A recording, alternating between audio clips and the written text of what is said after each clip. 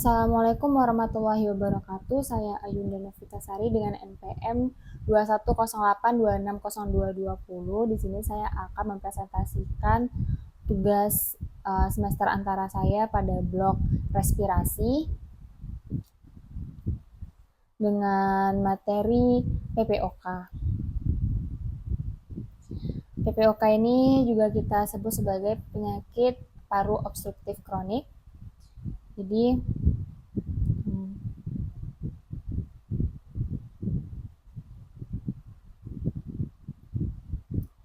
Jadi di sini ada definisi dari PPOK sendiri. Jadi PPOK ini adalah penyakit paru progresif yang ditandai dengan hambatan aliran udara yang tidak sepenuhnya reversibel dan biasanya berkaitan dengan respons dan juga inflamasi paru terhadap partikel dan juga gas berbahaya. Penyebab PPOK itu ada merokok, di mana ini adalah penyebab utama PPOK yang berkontribusi terhadap 80 sampai dengan 90% kasus. Lalu ada paparan lingkungan itu seperti polusi udara, lalu ini polusi udara itu seperti polusi industri atau asap kendaraan bermotor. Lalu ada juga paparan debu dan juga zat kimia di mana terutama pada tempat kerja. Lalu ada faktor genetik. Ini seperti dari defisiensi alfa 1 atau antitripsin, kondisi genetik yang meningkatkan resiko dari PPOK sendiri. Untuk patofisiologinya, di mana ini awalnya jadi PPOK ini bisa karena bronkitis kronik. Jadi bukan langsung ke PPOK langsung, bukan langsung kayak pasien ini akan didiagnosis sebagai PPOK, tapi sebelumnya mungkin sudah pernah mengalami bronkitis kronik ataupun juga emfisema. Apa sih bronkitis kronik ini? Adalah peradangan kronis yang mana pada bronkus yang menyebabkan produksi lendirnya berlebihan, lalu juga penyempitan saluran udara dan juga batuknya ini berkepanjangan. Lalu ada emfisema, di mana kerusakan alveoli di paru-paru yang menyebabkan penurunan area permukaan untuk pertukaran gas sehingga mengurangi efisiensi dari pernafasan tersebut. Lalu ada juga obstruksi jalan nafas, seperti penyempitan dan juga kekakuan jalan nafas yang membuat udara ini sulit keluar dari paru-paru. Lalu ada gejala dari PPOK, ini ada sesak nafas, di mana kesulitan bernafas terutama ini pada saat beraktivitas. Lalu ada juga batuk kronis, ini batuknya ini berlangsung lama, kadang disertai dengan dahak dan juga kadang disertai dengan darah. Lalu ada mengi, dimana seperti bunyi seperti siulan saat bernafas karena aliran udaranya ini terhambat. Lalu juga ada produksi dahak yang berlebihan tadi. Lalu ada komplikasi. Lalu kita lanjut ke diagnosis. Nah, diagnosis PPOK, di mana ini kita akan tanyakan terlebih dahulu kepada pasiennya, apakah riwayat merokoknya ini biasanya pasien ini sudah merokok seperti lebih dari 5 tahun, bahkan pokoknya sudah lama. Pasien ini yang akan saat kita tanya, apakah bapak atau ibu atau adik, kakak, abang atau siapa lah itu ya pasien kita tadi. Sudah merokok berapa lama? Biasanya pasien ini akan menyatakan sudah merokok yang berkepanjangan, sudah lama sekali riwayat merokoknya, riwayat kebiasaan merokoknya. Terus gejala yang dialami dan juga riwayat paparan terhadap faktor resiko. Jadi kan juga banyak nih faktor-faktor lain selain merokok, seperti faktor lingkungan tadi ya, seperti faktor debu dari asap industri dan juga asap kendaraan.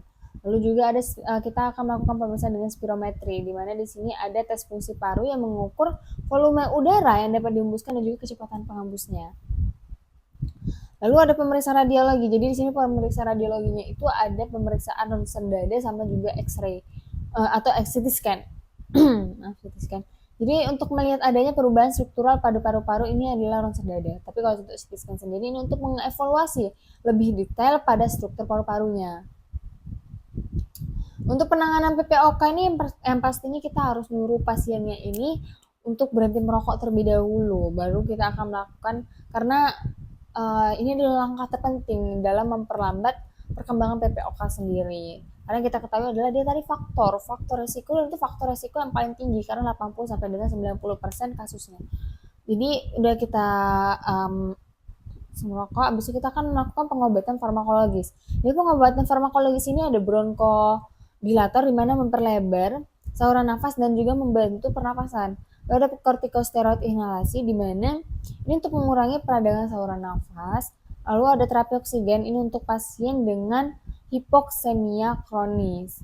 Lalu kita akan melakukan rehabilitas paru, di mana ini adalah seperti latihan fisik, edukasi, dan juga mendukung untuk meningkatkan kapasitas dari fisik dan juga kualitas hidupnya. Lalu yang terakhir itu ada vaksin. Vaksinasinya ini seperti vaksinasi flu dan juga pneumonia itu mencegah infeksi yang dapat memperburuk dari PPOK ini tersebut. Lalu ada pencegahan dan untuk pencegahan manajemennya ini adalah kita harus mengurangi paparan terhadap polutan yang dapat memperburuk kondisi paru-paru.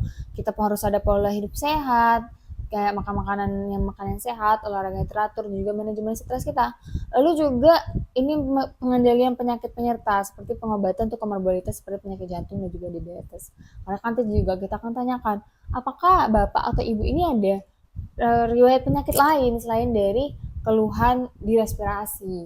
Nah, lalu untuk komplikasi PPOK sendiri itu ada infeksi saluran pernafasan.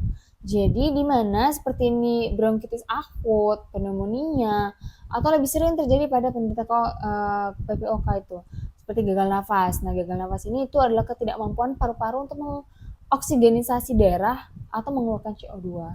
Lalu ada kegagalan jantung sisi kanan atau cor pulmonal, di mana penyakit jantung yang disebabkan oleh tekanan tinggi di arteri paru-paru, sehingga dapat menyebabkan pembesaran jantung di kanan. Nah, untuk prognosisnya sendiri, jadi progresivitas penyakit PPOK ini itu bersifat progresif dan tidak dapat disembuhkan.